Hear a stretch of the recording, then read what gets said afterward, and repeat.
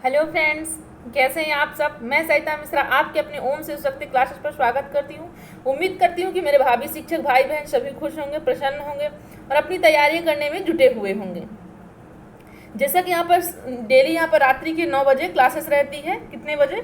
रात्रि के 9 बजे डेली यहाँ पर क्लासेस रहती है ना। तो आज हम यहाँ पर क्या पढ़ने वाले हैं? आज हम यहाँ मैथ्स पेडागॉजी के बारे में पढ़ने वाले हैं। वैसे मैथ पेडागॉजी की 2 क्लासेस हो चुकी हैं।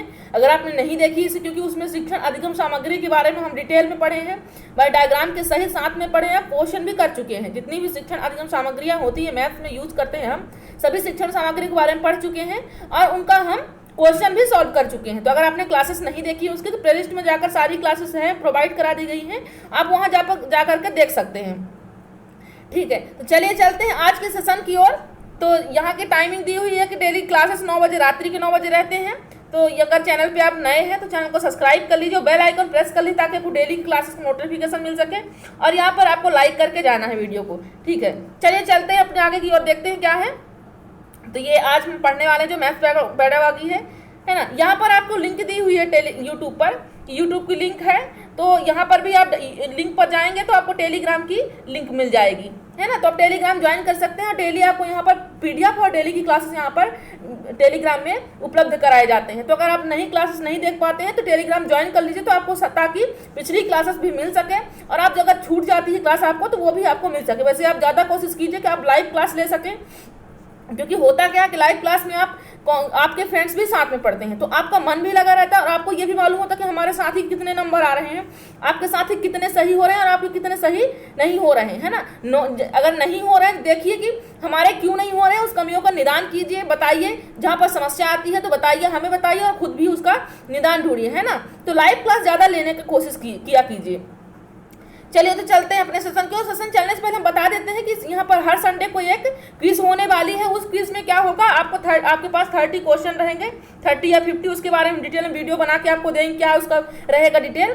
तो यहाँ पर 30 से 50 क्वेश्चन रहेंगे। तो आपको यहाँ पर अटेम्प्ट करना है, क्विज यहाँ हर संडे को रहा करेगी, उसमें आपको पार्टिसिपेट करना है। आप आंसर करेंगे, आंसर करने के बाद एक क्या रहेगा उसमें, हम उसी में से जितने पार्टिसिपेट रहेंगे उन्हीं में से एक हम लकी विनर इसमें घोषित करेंगे, जो जिसका सबसे अधिक नंबर आएगा, है ना। और उसी में से फिर क्या करेंगे, उसकी यूट्यूब पर हम फोटो अपने लगाएंगे, यहाँ पर अपने चैनल में उसको पुरस्कृत भी किया जाएगा। तो चलिए, तो आप ध्यान रखिएगा कि अपनी तैयारी बेहतर रखें ताकि आप ही में से कोई एक लकी विजेता यहाँ पर बने।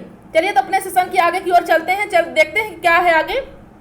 तो चलने से पहले आप ध्यान रख लीजिए कि अपने सभी साथियों को जोड़ लीजिए। अगर आपने शेयर नहीं किया है, सभी साथियों को एक बार बैक होकर के जाइए और सभी साथियों को शेयर करके आइए। मेरा मकसद ये नहीं है कि आप सिर्फ ये मैं बता रही हूँ कि आप शेयर कीजिए, ये आपकी भी मेंटलिटी होनी चाहिए कि हम साथ, क्योंकि आपको कोई फीस तो लग नहीं रही है ना। हम तो यहाँ पर फ्री क्लासेस आपको दे रहे हैं। सिर्फ क्या कह रहे हैं आपको कि आप ईमानदारी सिर्फ शेयर कीजिए। तो वो भी आपके, तो अगर मेरे द्वारा नहीं पहुँच पा रहा, मैं वहाँ तक लिंक नहीं पहुँचा पाती हूँ, अगर आप तक पहुँच गई है तो मानिए वहीं तक पहुँच गई है, तो आप उन्हें अब आपकी ईमानदारी है कि आप वहाँ तक जोड़ने की कोशिश कीजिए। आपके जितने साथी हैं, अगर आप फ्री क्लासेस ले रहे हो, यहाँ पर डेली पीडीएफ ले रहे हैं, तो आपकी ये ईमानदारी है और आपका ये मानवता है कि आप उन्हें भी जोड़िए, उन्हें भी लाइए और दिखाइए कि ये क्लासेस चल रही हैं यहाँ पर। अगर उन्हें अच्छी लगती है तो ठीक है, डेली वो भी अटेंड करेंगे, पर यह आपका दायित्व है कि आप शेयर करें, है ना। क्योंकि आपको कोई फीस यहाँ पर नहीं लगे, शेयर करने की कोई फीस यहाँ पर नहीं मांगी जा रही है, ना ली जा रही है ना। चलिए, तो जैसा कि मैं प्रतिबद्ध हूँ आपके साथ आपकी तैयारी बेहतर करने के लिए, तो आप भी प्रतिबद्ध हो जाइए कि अपने साथियों को जोड़ने के और अपनी कस के मेहनत करने में और अपनी तैयारी को बेहतर करने में, है ना। अपनी तैयारी क्या करना है, बेहतर, क्योंकि लॉकडाउन चल रहा है तो आपको काफ़ी समय मिल गया है। बहुत आप एक हिसाब से मान लीजिए कि आपको बहुत सुनहरा मौका है, तो आपको बिल्कुल नहीं गंवाना है। अपनी तैयारी में पूरा समय लगाना है, आपको बिल्कुल इधर उधर नहीं, क्योंकि लॉकडाउन के कारण बहुत सारे लोग क्या करेंगे, फालतू की मूवी देखेंगे, इधर उधर का काम करेंगे। लेकिन आपको क्या करना है, जब मैं आपके साथ प्रतिबद्ध हूँ आपकी तैयारी के लिए, तो आपको मेरे साथ प्रतिबद्ध होना पड़ेगा, है ना। तभी दोनों में कोऑपरेट हो पाएंगे, क्योंकि बराबर चलना चाहिए ना। तो ठीक है, तो हम भी जैसे मैं प्रतिबद्ध हूँ वैसे आप भी प्रतिबद्ध हो जाइए अपनी तैयारी बेहतर करने के लिए। चलिए चलते हैं, ज़्यादा बातें ना करते हुए। तो आप शेयर करके आइए और चलिए अपने क्वेश्चन को चलते हैं। तो अपने मम्मी पापा को याद करते हुए, अपने इष्ट को याद करते हुए आज का पहला क्वेश्चन स्टार्ट करते हैं। देखते हैं क्या है पहले क्वेश्चन में।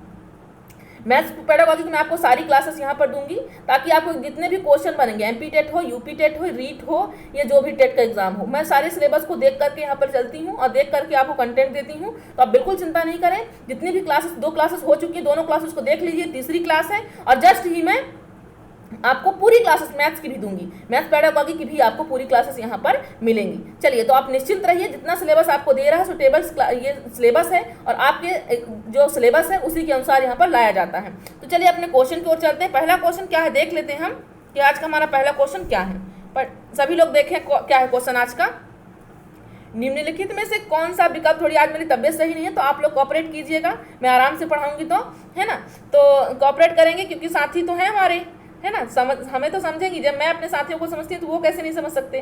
तो देखते हैं पहला क्वेश्चन क्या है। निम्नलिखित में से कौन सा विकल्प गणित में समस्या को सुलझाने की रणनीति है।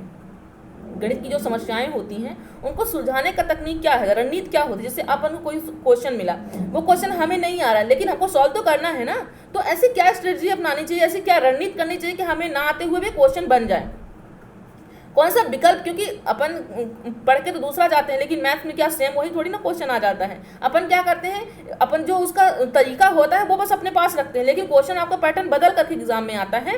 तो आप क्या करोगे, जैसे यहाँ पर 2 + 2 4 है ना, तो वहीं पर क्या आपको यही दिखाएगा 2 + 2 4 ही होता है। उसी तरीके से प्लस करने पर चाहे 3 + 2 करोगे तो 5 आएगा, चाहे जो भी ऐड करोगे तो उसका एक फिक्स वैल्यू आएगी, है ना। तो जो ऐड करने का जो प्रोसेस है वो सेम रहेगा। हाँ, जो इसकी वैल्यू रहती है 2 की जगह 3 हो सकता है, 3 की जगह 2 हो सकता है, बस इतना डिफरेंस होता है, बाकी सब कुछ रणनीति वही रहती करने की।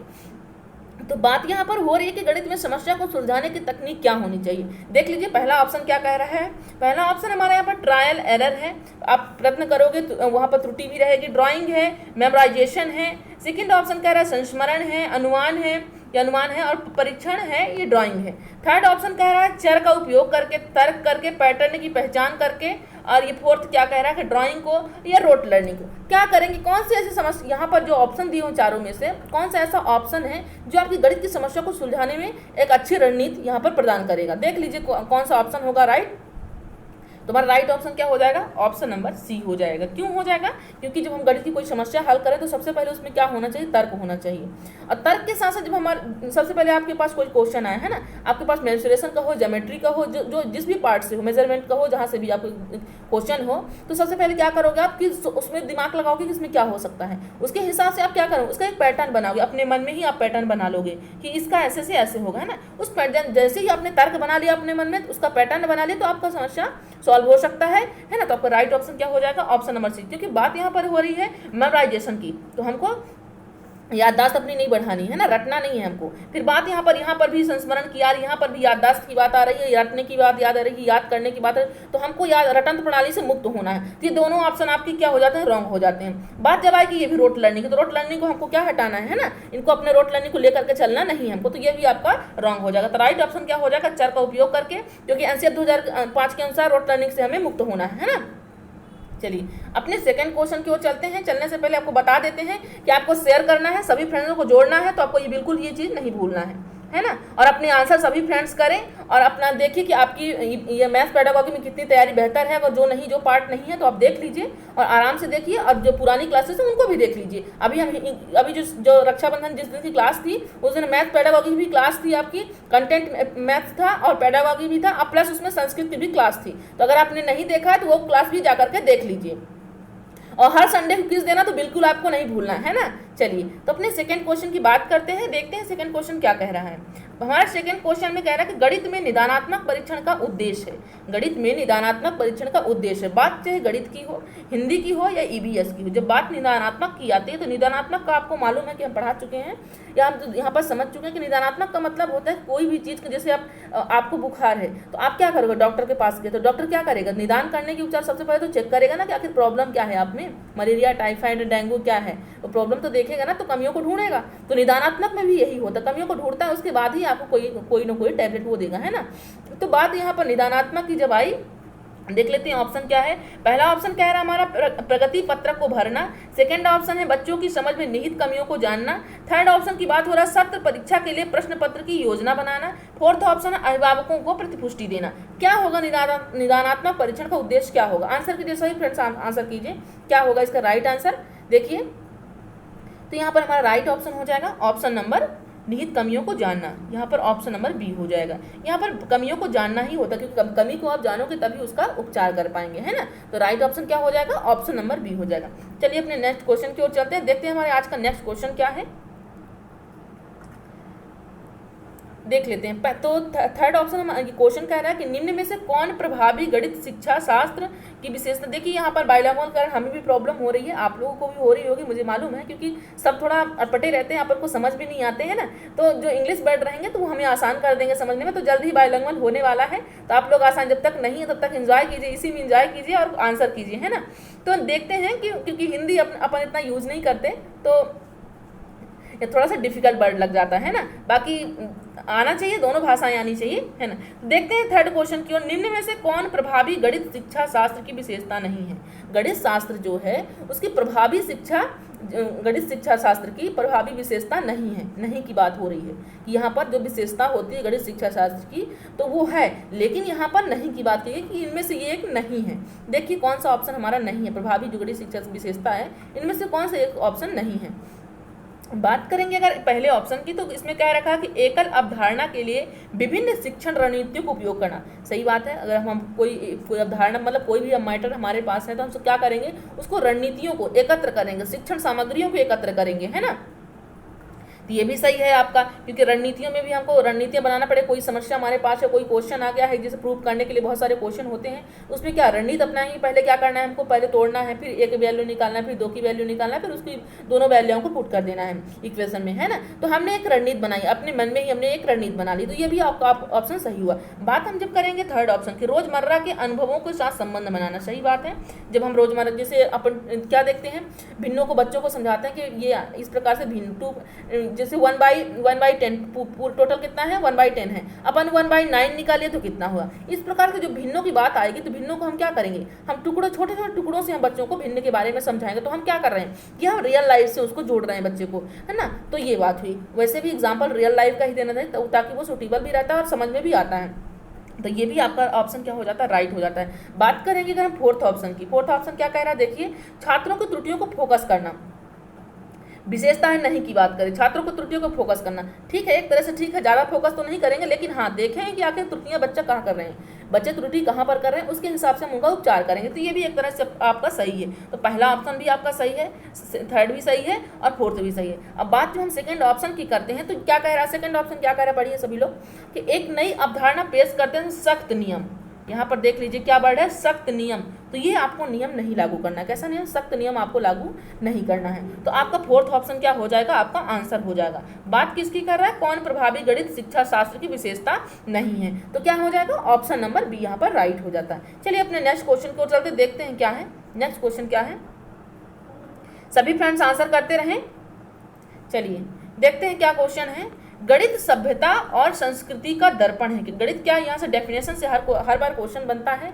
जितने भी हमारे यहाँ पर दार्शनिक हैं, मनोवैज्ञानिक हैं, गणितज्ञ हैं, इनसे हर बार क्वेश्चन बनता है। इसलिए मैं यहाँ पर क्वेश्चन लेके गया ताकि आप भी इसको रिवीजन के तौर पर देख सकें। वैसे आप कहेंगे तो मैं एक पूरी डेफिनेशन की एक क्लास दे दूंगी, तो आप उसमें भी आराम से अपनी कॉपी में नोट कर लीजिएगा और आप उसे बीच बीच में देखते रहेंगे तो आपको ध्यान रहेगा, है ना। चलिए तो बात करते हैं अगर फोर्थ क्वेश्चन की, गणित सभ्यता और संस्कृति का दर्पण है। यह कथन किसने कहा था, क्या लॉक जी ने कहा था, या रोजर बेकर जी ने कहा था, या हॉकवेन जी ने कहा था, या डटन जी ने कहा। आंसर कीजिए सभी फ्रेंड्स, आंसर करें क्या होगा इसका राइट ऑप्शन क्या होगा। तो क्या होगा इसका right option, option number C. हॉकवेन जी ने क्या कहा था कि गणित सभ्यता और संस्कृति का दर्पण है। ये बहुत आसान सा क्वेश्चन है, सभी टेट एग्जाम में कंपल्सरी आता ही आता है। तो मुझे मालूम है कि आप सबका राइट आंसर होने वाला ही है ना। तो राइट ऑप्शन क्या हो जाएगा, ऑप्शन नंबर सी। चलिए तो अपने नेक्स्ट क्वेश्चन की ओर चलते हैं, देखते हैं क्या है नेक्स्ट क्वेश्चन आज का।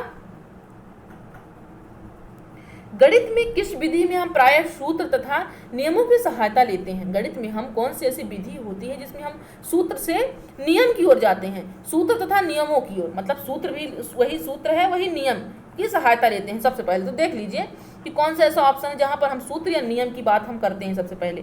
तो क्या संश्लेषण विधि है, या आगमन विधि है, विश्लेषण विधि है, या निगमन विधि। आंसर करें सभी फ्रेंड्स, आंसर करें, ईमानदारी से आंसर कीजिए और ईमानदारी शेयर करके आइए। सभी फ्रेंड्स ईमानदारी शेयर करके आए। चलिए, तो राइट ऑप्शन क्या हो जाएगा, ऑप्शन नंबर डी। निगमन विधि में हम क्या करते हैं, फॉर्मूला टू क्वेश्चन चलते हैं ना। Right option option number D हो जाएगा। हम जल्द ही विधियों से भी क्वेश्चन लाने वाले हैं, है ना। तो नेक्स्ट डे या तो उसके आगे पीछे हम थोड़ा सा विधियों के बारे में पढ़ें, क्योंकि विधियों से भी क्वेश्चन हर बार बनते हैं, है ना। चलिए नेक्स्ट क्वेश्चन की ओर देखते हैं। क्या हमारा नेक्स्ट क्वेश्चन आज का, किस विषय में अमूर्त ज्ञान को मूर्त रूप प्रदान किया जाता है। किस विषय में अमूर्त ज्ञान को, अमूर्त का मतलब होता है जो आपको दिखाई नहीं दे रहा है, ऐसे ज्ञान को मूर्त रूप में जो दिखाई दे रहा है वहाँ पर प्रदान किया जाता है, वहाँ पर ले जाया जाता है। तो ऐसा कौन सा सब्जेक्ट है यहाँ पर देखिए, क्या भूगोल है, या इतिहास है, या गणित है, या हिंदी है। कौन सा ऐसा विषय है जो अमूर्त ज्ञान को मूर्त रूप में प्रदान करता है, मतलब जो चीज़ नहीं दिखाई दे रही वहाँ से लेकर के जो दिखाई दे रही वहाँ पर कनेक्ट करता है। ऐसा कौन सा, आंसर कीजिए सभी फ्रेंड्स, आंसर करें। तो यहाँ पर राइट ऑप्शन क्या हो जाएगा, ऑप्शन नंबर सी गणित हो जाएगा।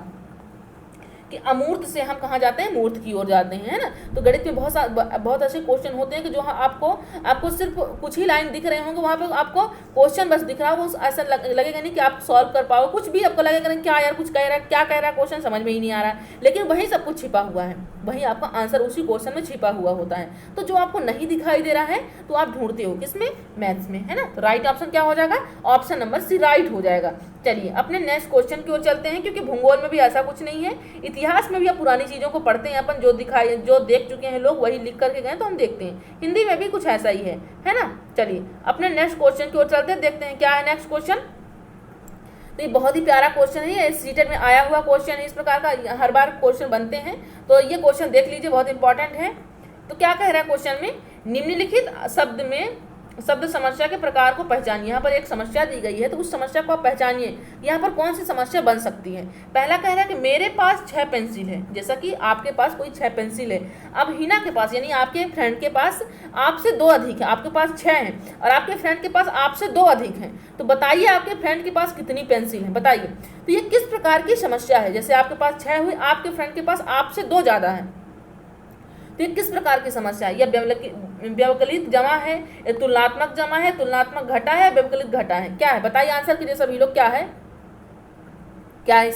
इसमें जैसे कि आपके पास 6 है, आपके फ्रेंड के पास 6 से अधिक, 2 और अधिक 8 है उसके पास, है ना। तो क्या हो जाएगा, तुलनात्मक जमा हो जाएगा, क्योंकि व्यवकलित जमा में यहाँ पर व्यवकलित का मतलब घटाना हो जाता है, यहाँ पर घटाने का मतलब, अगर आपके पास 4 है तो उसके पास 6 है, तो बताइए कि आपके पास या उनके पास अंतर बता देता है कि इसके पास ज़्यादा है किसके पास कम है। तो वहाँ पर क्या होता, क्योंकि पास आपके पास 4 था उनके पास 6 था, तो कितना कम है, तो घटाते 2 है ना। तो ये क्या हो जाता, व्यवकलन हो जाता है। बात यहाँ पर जब तुलनात्मक घटा की होती कि आपके पास 6 है और उसके पास कितना है, 4 है, तो बताइए कितना घटा, तो तुलना करके वो आपने घटाया, तो ये भी हो जाएगा। तो यहाँ पर तुलना करके जमा की बात हो रही, मतलब तुलना तो हो रही है एक दूसरे की, लेकिन जमा की हो रही, मतलब आपके पास 6 है तो उनके पास 8 है, एड की बात हो रही है यहाँ पर। तो राइट ऑप्शन क्या हो जाएगा, ऑप्शन नंबर बी। आज थोड़ी मेरी तबीयत सही नहीं है, इसलिए आप लोग कोऑपरेट कीजिएगा, थोड़ा धीरे धीरे समझा रही हूँ, है ना, ज़्यादा डिटेल नहीं बता पा रही हूँ। तो चलिए, वैसे भी ये कम नहीं है ना। चलिए नेक्स्ट क्वेश्चन की बात करते हैं हम। नेक्स्ट क्वेश्चन क्या कह रहा है, गणित विषय की पाठ्य पुस्तक किस विधि पर आधारित होकर लिखी जाती है। जो गणित की पुस्तकें होती हैं वो किस विधि पर आधारित होकर लिखी जाती है। सभी फ्रेंड्स आंसर करें, चलिए ईमानदारी से आंसर कीजिए।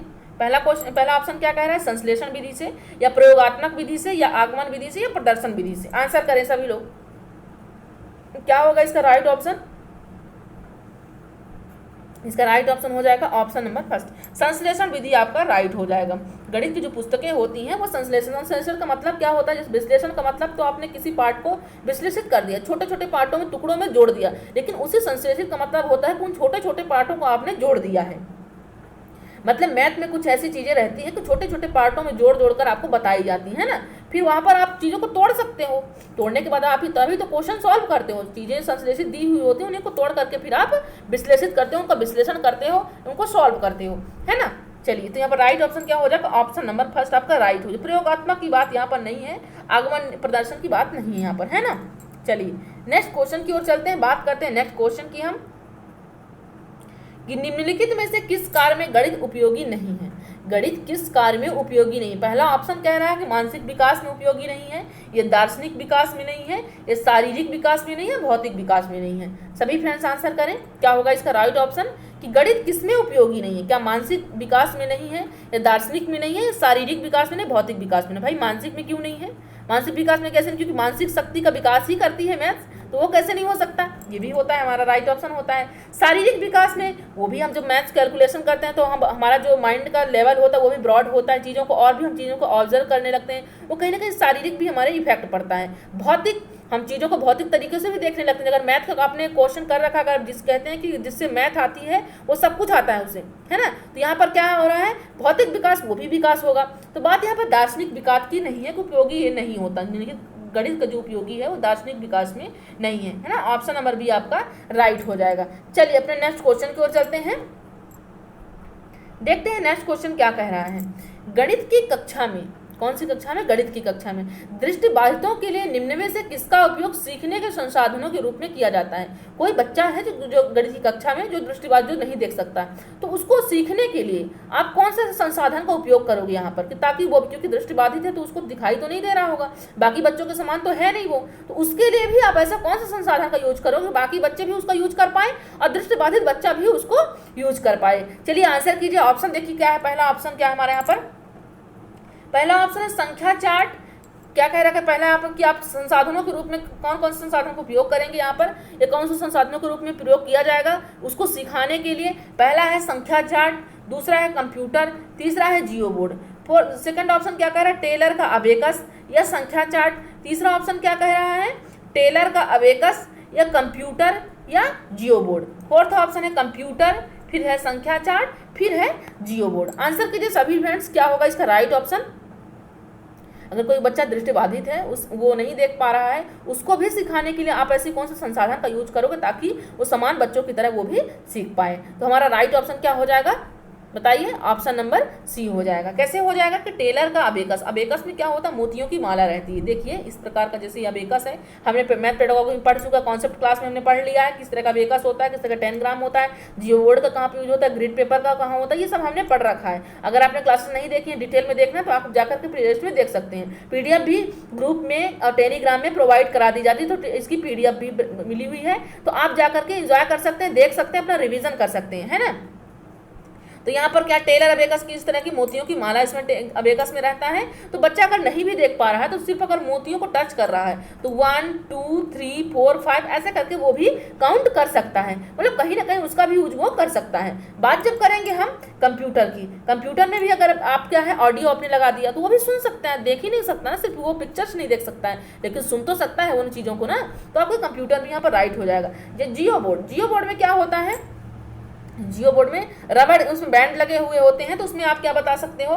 जैसे कि 2D में यूज होता है जियो बोर्ड, तो ये आपका जियो बोर्ड हो गया मान लीजिए, है ना। ये रबर के तार बंधे हुए, इसमें क्या है, ये आपके खंभे हैं, इसमें कील लगी हुई है, इसमें ये रबर के धागे बसे हुए। धागे में अगर आपको ट्रायंगल बताना बच्चों को तो ट्रायंगल, इस धागे को आप इधर फिट कर सकते हो, इसी धागे को इधर फिट कर सकते हो, इधर फिट कर सकते हो, जहाँ जो बनाना चाहते हो आप वो बन सकता है धागे से, है ना। धागे को बस आपको जहाँ कील, अगर कील लगी हुई ऐसी ऐसी कील लगी है तो आप धागे को चाहो तो ऐसा कर सकते हो, चाहो तो ऐसा कर सकते हो, ऐसा भी कर सकते हो, इसको जो ऐसे जोड़ सकते हो, है ना। तो ये भी आपका राइट ऑप्शन हो जाएगा। तो ऑप्शन नंबर सी क्या हो जाएगा? राइट। टेलर का अबेकस भी यूज कर सकता है दृष्टिबाधित बच्चा और नॉर्मल बच्चा भी कर सकता है। कंप्यूटर का यूज भी दोनों बच्चे कर सकते हैं, समान और दृष्टिबाधित, और जियो बोर्ड का भी बच्चा कर सकता है। बात जब करेंगे संख्या चार्ट की, संख्या चार्ट में जब कोई संख्या दी हुई है तो बच्चा जब देख ही नहीं सकता संख्याओं को कैसे देख सकता है ना। कंप्यूटर को तो ठीक है, कंप्यूटर देख सकता है जियो बोर्ड, लेकिन यहाँ पर इसमें क्या है? संख्या चार्ट, तो ये नहीं हो सकता है ना। तो यहाँ पर भी संख्या चार्ट इसलिए नहीं हो सकता है, और यहाँ पर भी आपका संख्या चार्ट है इसलिए वो नहीं कर सकता, क्योंकि संख्या चार्ट में संख्याओं को देखने की जरूरत होती है जो कि वो नहीं देख सकता है ना। तो राइट ऑप्शन क्या हो जाएगा? ऑप्शन नंबर सी आपका राइट हो जाएगा। चलिए अपने नेक्स्ट क्वेश्चन की ओर चलते हैं, देखते हैं क्या है नेक्स्ट क्वेश्चन आज का।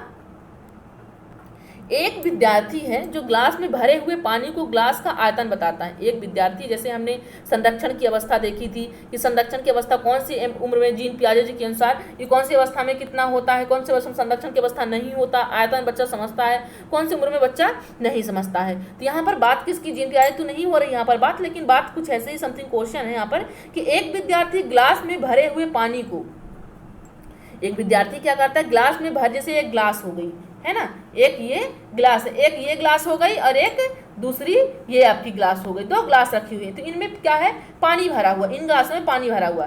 तो इन भरे हुए पानी को ग्लास का आयतन बताता है। जिसमें पानी भरा हुआ उसको ग्लास का क्या बता रहा है, आयतन बता रहा है। तो छात्र को क्या स्पष्ट नहीं है यहाँ पर, बताइए क्या स्पष्ट नहीं है? क्या आयतन की मापन उसको माप नहीं मालूम है, या आयतन का सूत्र नहीं मालूम है, या आयतन की इकाई नहीं मालूम है, या आयतन की अवधारणा नहीं मालूम, क्या मालूम नहीं है बच्चे को? तो बच्चा क्या कर रहा है, पानी को ही आयतन बता रहा है। आंसर कीजिए सभी फ्रेंड्स के, आंसर कीजिए क्या होगा इसका राइट ऑप्शन। तो ऑप्शन नंबर सी यहाँ पर राइट हो जाए। क्या नहीं है यहाँ पर, बच्चे को आयतन की इकाई नहीं मालूम है ना। बच्चे को आयतन की इकाई नहीं मालूम है कि क्या यहाँ पर आयतन है, कौन सी वस्तुओं घेरने से आयतन मिलता है, क्या वस्तुओं में रखने से आयतन नहीं मिलता। इन सब चीज़ों को उसको मालूम, इकाई का मालूम नहीं है ना, कि कौन सा 1 लीटर होता है, कौन सा 2 लीटर होता है, कौन सा क्या आयतन की क्या डेफिनेशन, ये सब चीज़ें उनको बच्चे को अभी मालूम नहीं है ना। तो राइट ऑप्शन क्या हो जाएगा, ऑप्शन नंबर सी। क्योंकि माप और सूत्र की बात तो यहाँ पर नहीं हो रही, इसलिए आपकी आयतन की इकाई राइट ऑप्शन हो जाएगा, है ना। चलिए अपने नेक्स्ट क्वेश्चन की ओर चलते, देखते हैं क्या है नेक्स्ट क्वेश्चन आज का। छात्र गणितीय गणना में गति प्राप्त कर सकते हैं। कोई छात्र हैं जो गणितीय गणना में, मैथ की प्रैक्टिस में वो गति प्रदान कर सकते हैं, मतलब वो और भी तेज स्पीड से मैथ्स को कैलकुलेशन कर सकते हैं। वो कैसे कर सकते हैं, पहला ऑप्शन देख लीजिए। क्या मौखिक कार्य करेंगे तो वो उनकी प्रैक्टिस जो होगी और भी गति, उनको तेज गति प्रदान हो जाएगी, या लिखित कार्य करेंगे, या चर्चा या वाद विवाद करेंगे, या अभ्यास करेंगे। आंसर कीजिए सभी लोग, तब तक मैं पानी पी लेती हूँ। शेयर भी करके आइए, अगर आप लोगों ने शेयर नहीं किया है तो आप एक बार बैक होकर शेयर करके आइए, सभी फ्रेंड्स शेयर करके आए।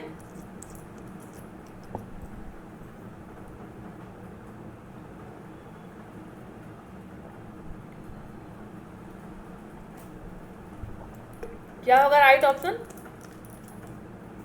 देखिए क्या है राइट ऑप्शन आपका। तो ऑप्शन नंबर डी आपका राइट हो जाएगा। क्या हो जाएगा, ऑप्शन नंबर डी आपका राइट हो जाएगा। क्या होगा, प्रैक्टिस, है ना। प्रैक्टिस आपके जीवन में बहुत महत्वपूर्ण होता है। अगर आपने ये क्लासेस देख भी ली तो कोई मायने नहीं, अगर आज तो देख लिया आपने लेकिन इसका आप रिवीजन नहीं, क्यों पीडीएफ आप क्यों मांगते हो, पीडीएफ हम क्यों प्रोवाइड कराते हैं, क्योंकि आप उसका रिवीजन कर सको, क्वेश्चन को देख सको, है ना। क्लासेस प्लेलिस्ट में क्यों प्रोवाइड कराई जाती है, क्योंकि आप उसका रिवीजन कर सको। नहीं तो हम एक ही बार में आपको क्यों क्लास दें, है ना। क्लास यहाँ देने के बाद हम डिलीट भी कर सकते हैं, लेकिन हम ऐसा नहीं करते। हम चाहते हैं कि हमारे फ्रेंड्स उसका रिवीजन करें। तो आप लोग आराम से, फ्री क्लासेस हैं, कोई तो इसमें पैसे की बात ही नहीं है ना। तो फ्री क्लासेस एंजॉय कीजिए और खुद भी एंजॉय कीजिए, अपनी तैयारी बेहतर कीजिए और अपने सभी दोस्तों की तैयारी। आप तो देखिए आप कितने लकी हैं कि आपकी वजह से ही आपके दोस्त की तैयारी बेहतर हो सकती है। अगर उसका सिलेक्शन हो गया है तो वो कितना थैंक्स कहेगा आपको कि तेरे वजह से आज मेरा आज सिलेक्शन हो गया, मुझे भी एक सीट मिल गई, है ना। तो ये उपकार करने का बहुत अच्छा समय है जब हम यहाँ पर फ्री क्लासेस चला रहे हैं। तो आपको सिर्फ एक ही काम दिया जा रहा है, शेयर करने का दिया जा रहा है। उसमें भी आपको कोई चार्जेस नहीं बताया जा रहा है कि आपको ये चार्जेस हैं, है ना। तो आपको सिर्फ फ्री में शेयर करना है। तो आप इतना तो कर ही सकते हैं मेरे समझ से, और करते भी हैं, ऐसी बात नहीं है कि नहीं करते हैं, करते भी हैं। लेकिन आपको कंटिन्यूटी बनाए रखनी, क्योंकि यहाँ पर लाइव क्लास तब तक हमको, क्योंकि क्राइटेरिया भी पार नहीं हुआ है। तो अगर आपको चाहते हैं कि लाइव क्लास यहाँ डेली हमको मिले तो आप सब मिल करके, एक नहीं, किसी एक को नहीं कह रही हूँ, सभी को कह रही हूँ, सभी मिल करके उसको पार कराइए ताकि हमें भी लाइव क्लास मिल सके। चलिए तो राइट ऑप्शन क्या हो जाएगा, ऑप्शन नंबर डी हो जाएगा। अगर आपको क्लासेस में जो चीज़ समझ में नहीं आती आप हमें कमेंट बॉक्स में कमेंट कर सकते हो। अगर वहाँ पर जैसे ही हम क्वेश्चन देखेंगे तो हम तुरंत आपको आंसर देंगे, है ना। तो कोऑपरेट भी किया कीजिए। कभी कभी फ्रेंड्स तो अगर मैं आंसर नहीं कर पाती हूँ तो कमेंट्स कर लेते, मैम रिप्लाई नहीं कर रही हैं। बेटा जैसे ही हम क्वेश्चन देखते हैं तो पूरी तरह से कोशिश करते हैं कि रिप्लाई कर सके, है ना। चलिए तो देखते हैं क्या क्वेश्चन, नेक्स्ट क्वेश्चन क्या है यहाँ पर। क्या है, दो दशमलव वाली संख्याओं की गुणन, 2 दशमलव की संख्याएं हैं, 2 दशमलव वाली जो संख्याओं की गुणन, जैसे कि 0.3 है, 0. क्या है, एक संख्या क्या है 0.3 है, इंटू फिर दूसरा क्या है 0.2 है, दूसरी संख्या कौन सी है 0.2 है। टोटल करोगे तो 0.06 आ रहा है ना। कि संकल्पना को समझाने के लिए निम्न में से कौन सा शिक्षण अधिगम साधन है। यहाँ पर शिक्षण सामग्री में हम पढ़ चुके हैं, डिटेल से समझे हैं। तो क्लासेस नहीं देखें, देख लीजिए, क्योंकि वहाँ पर हम डिटेल से समझे हुए हैं। तो शिक्षण अधिगम साधन उचित है, इनमें से कौन सा शिक्षण साधन अधिगम उचित है जो इस क्वेश्चन को समझाने में सहायक करेगा। तो देख लीजिए पहला ऑप्शन है ग्राफ पेपर। यहाँ से क्वेश्चन हर टेट एग्जाम में बनता है, सी टेट में बनता है, यूपी टेट में बनता है, एमपी टेट में बनता है, रीट में भी बनता है ये क्वेश्चन, है ना। इसलिए मैं लेकर के आई हूँ क्योंकि हर टेट एग्जाम में आया हुआ क्वेश्चन है। बात करेंगे अगर कि पहले ऑप्शन की, क्या होगा, ग्राफ पेपर होगा, ये संख्या चार्ट है, या अबेका से, ये टेलर का गिनतारा, उसी को अबेकस कहते हैं, उसी को टेलर का गिनतारा कहते हैं। ये डाइंस ब्लॉक, क्या होगा इसका राइट ऑप्शन, आंसर कीजिए सभी लोग, क्योंकि आए हुए क्वेश्चन बहुत इजी सा क्वेश्चन है, हर बार शिक्षण अधिगम साधन से बनता है ये क्वेश्चन। तो राइट ऑप्शन हमारा क्या हो जाएगा, ऑप्शन नंबर फर्स्ट हमारा राइट हो जाएगा, ग्राफ पेपर हो जाएगा राइट ऑप्शन। क्या हो जाएगा, ग्राफ पेपर। ग्राफ पेपर में आप क्या कर सकते हो, बच्चे को आप आसानी से दशमलव वाली संख्याओं को आप समझा सकते हो कि यहाँ पर जैसे एक ग्राफ पेपर हो गया है ना, ये आपका ग्राफ पेपर हो गया, ये लाइनिंग दी हुई है ग्राफ पेपर में है ना, तो यहाँ पर जैसे ये संख्या दी हुई है तो ये क्या हो जाएगा 0.3 हो गया। अब फिर दूसरा क्या पूछ रहा है 0.2, तो आप यहाँ से आसानी से यहाँ पर आप बता सकते हो है ना कि राइट ऑप्शन क्या हो जाएगा 0.06। आप इसी ग्राफ पेपर के हिसाब से आप बना करके इसी में आप आसानी से समझा सकते हो, बच्चा समझ भी सकता है। चलिए, तो ये राइट ऑप्शन क्या हो जाएगा, ऑप्शन नंबर फर्स्ट आपका राइट हो जाएगा। संख्या चार्ट के बारे में भी हम डिटेल से पढ़ चुके हैं, टेलर गिनतारा के बारे में पढ़ चुके हैं, डाइंस ब्लॉक के बारे में पढ़ चुके हैं। क्लासेस नहीं देखे हैं जाके देख लीजिए, आप लोग प्लेलिस्ट में डली हुई हैं क्लासेस। बात करते हैं नेक्स्ट क्वेश्चन की।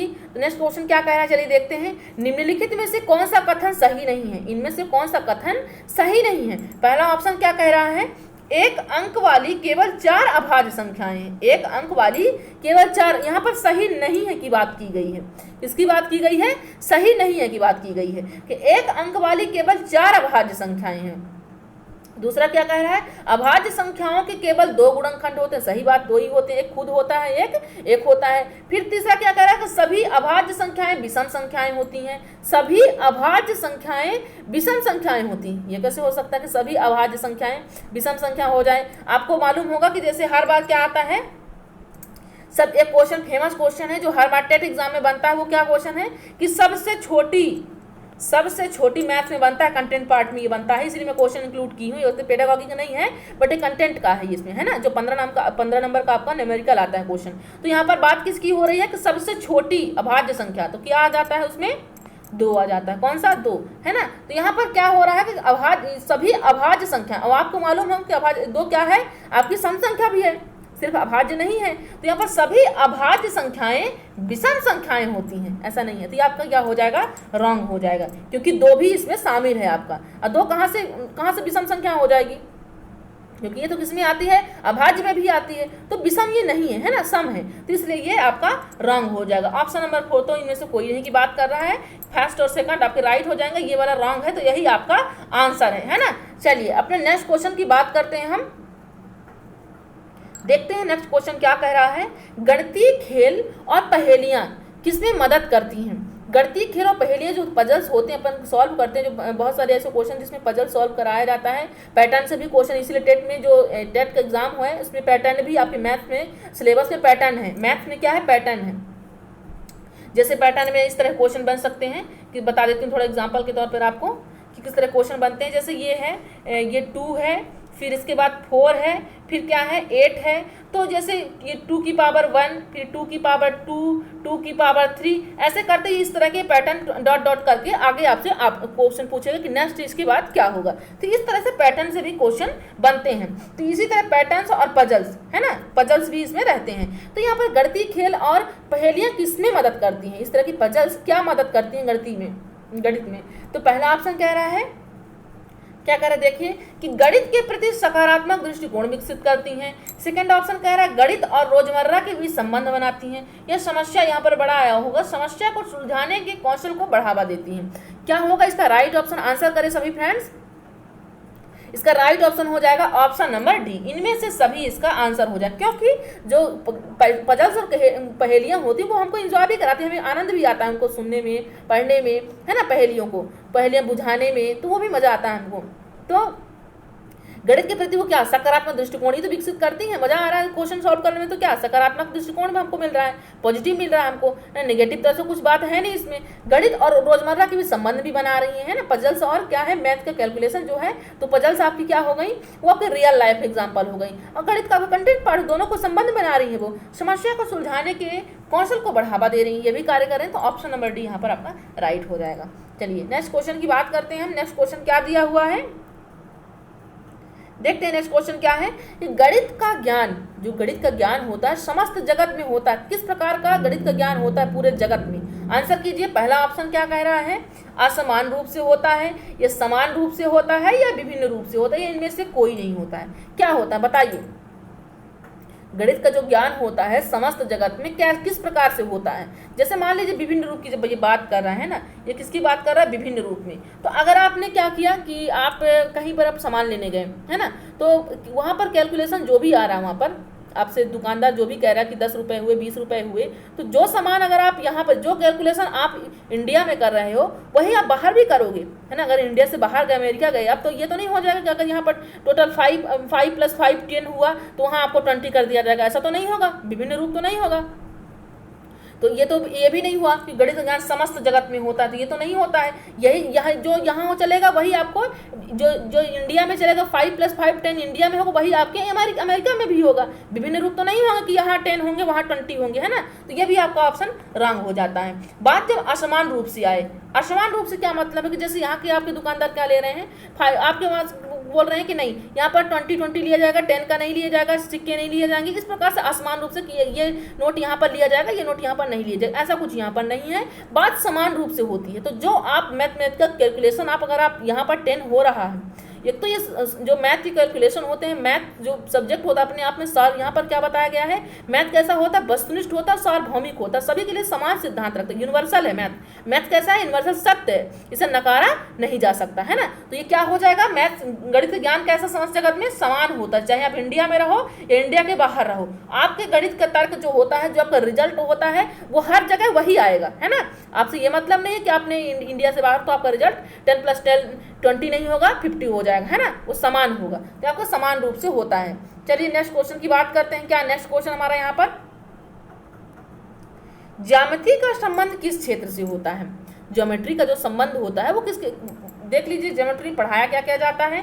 तो आपका ये ट्रायंगल हो गया है ना, रेक्टेंगल हो गया है, स्क्वायर हो गया है, तो ये सभी चीज़ आपको बताया जाए। तो ये जैसे ट्रायंगल हो गया, रेक्टेंगल हो गया, तो ये स्क्वायर हो गया, ये सब क्या बताते हैं, मापन बताते हैं ना, ये सब की ये इतने मीटर है, ये इतने मीटर है ना। तो यहाँ पर सब क्या मापन से संबंधित है ना, इसमें तो माप ही तो बताएगा इसमें ज्यामिति का संबंध, क्योंकि इन सब का हम क्या करते हैं, मेजरमेंट करते हैं हम कि कौन सी आयत कितने लंबाई, इसकी क्या लंबाई है, इसकी क्या चौड़ाई है, त्रिभुज की क्या लंबाई चौड़ाई है, क्या होता है इसमें, है ना। तो ये सब हम क्या देखते हैं, मापन देखते हैं। तो बात जब सांख्यिकी की आएगी, सांख्यिकी का कुछ पार्ट भी ज्योमेट्री में, सांख्यिकी अपने आप में एक अलग चैप्टर भी है, स्टैटिक्स जो है अपने आप में अलग ही है। तो यहाँ पर बात इसमें किसकी आएगी, मेजरमेंट की बात आएगी इसमें, है ना।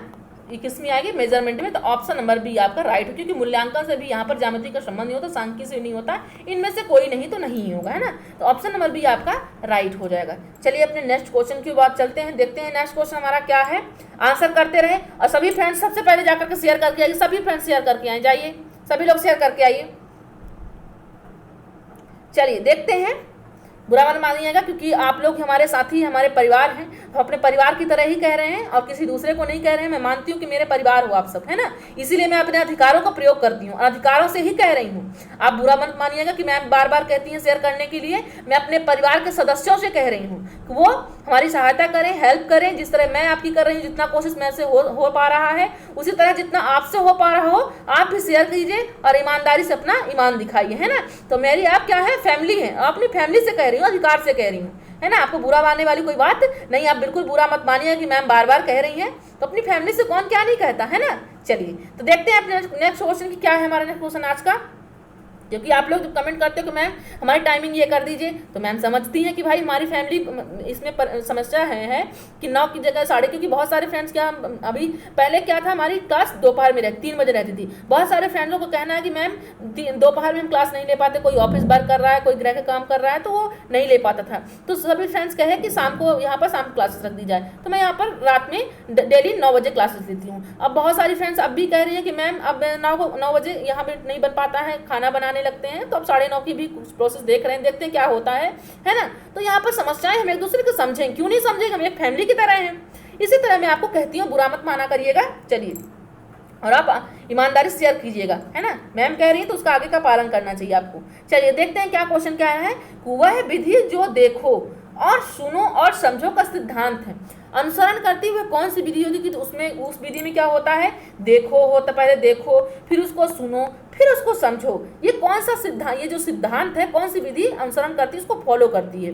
देखिए क्या संश्लेषण विधि है या आगमन विधि है या प्रदर्शन विधि है, उपयुक्त सभी। कौन सी विधि है, आंसर कीजिए, सभी लोग आंसर करें। कौन सी विधि इसमें राइट ऑप्शन हो जाएगा, देखिए आंसर कीजिए सभी लोग, क्या होगा इसका राइट ऑप्शन। तो ऑप्शन नंबर सी इसका सी हो जाएगा, प्रदर्शन विधि इसका राइट ऑप्शन हो जाएगा।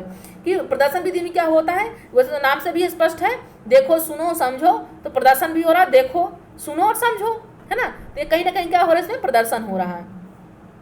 चलिए तो यहाँ पर राइट ऑप्शन क्या हो जाएगा, ऑप्शन नंबर सी। क्योंकि जो बात आगमन की आगे, तो आगमन में हम क्या लेते हैं, एग्जाम्पल लेते हैं, एग्जाम्पल के बाद हम रूल बनाते हैं। संश्लेषण में हम चीज़ों को क्या करते हैं, इकट्ठा करते हैं, संश्लेषित करते हैं, जोड़ते हैं उनको, है ना। और उपयुक्त सभी की बात तो है ही नहीं।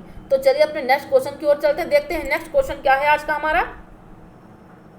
आपको क्वेश्चन कैसे लग रहे हैं, क्लास समझ में आ रही है नहीं आ रही, फीडबैक जरूर दे के जाइए कमेंट बॉक्स में हमको, है ना। चलिए देखते हैं नेक्स्ट क्वेश्चन क्या कह रहा है कि गणित शिक्षण में शिक्षक को किस बात पर ध्यान देना चाहिए। गणित शिक्षण में शिक्षक को किस बात पर ध्यान देना चाहिए, गणित के जो शिक्षक हैं उनको किस बात पर ध्यान देना चाहिए। क्या पहला मानसिक क्रियाओं पर बल देना चाहिए, ये गणित के व्यवहारिक ज्ञान पर बल देना चाहिए, गणित के महत्व पर बल देना चाहिए, उपयुक्त सभी। क्या करना चाहिए आपके अनुसार, आप भावी शिक्षक हैं, बनने वाले हैं, जल्द ही सभी लोग सीट पाने वाले हैं, तो बताइए आपके अनुसार क्या होगा इसका राइट ऑप्शन।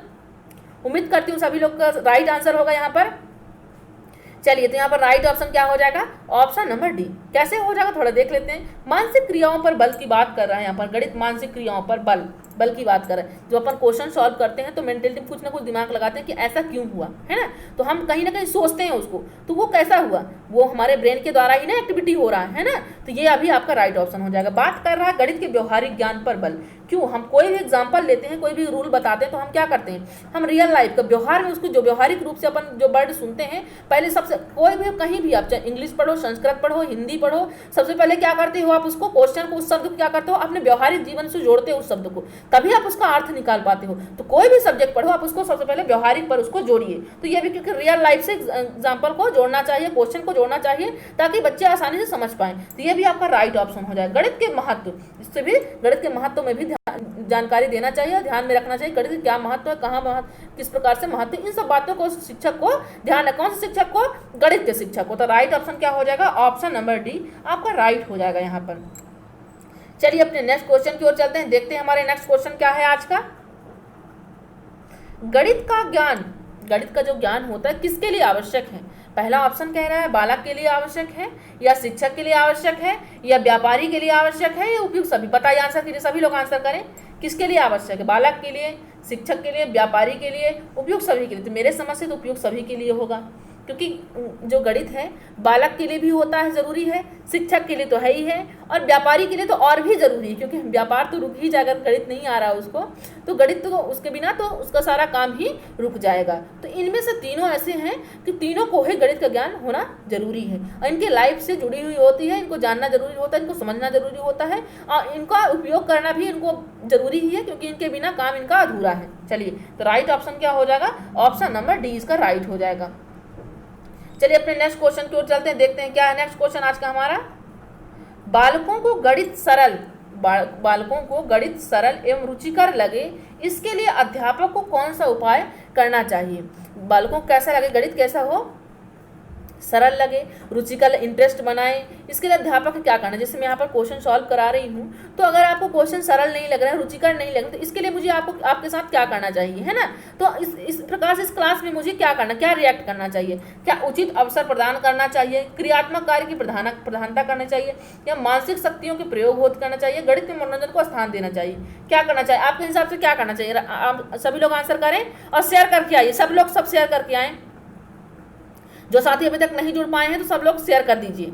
चलिए तो देख लेते हैं क्या होगा right option, option number D आपका, ई आपका यहाँ पर क्या होगा, E right option, option number E आपका सही हो जाए, क्योंकि आपके चारों आपके सही। उचित अवसर देना, सही बात है, आप बच्चे को अवसर देना चाहिए ताकि वो भी करके कुछ सीखे। सब कुछ ये नहीं कि मैं बता करके यहाँ पर जो कंटेंट लाई हूँ सब कुछ ला करके दे दूँ, आप आओ PDF पढ़ो और निकल लो, ऐसा नहीं होना चाहिए। मैं आपको क्यों कहती हूँ कि सभी लोग आंसर करें, क्योंकि आपको अवसर दे रहा हूँ आपको आकलन करने की कि आप कितने पानी में हो, कितना आप क्वेश्चन कर पा रहे हो, है ना।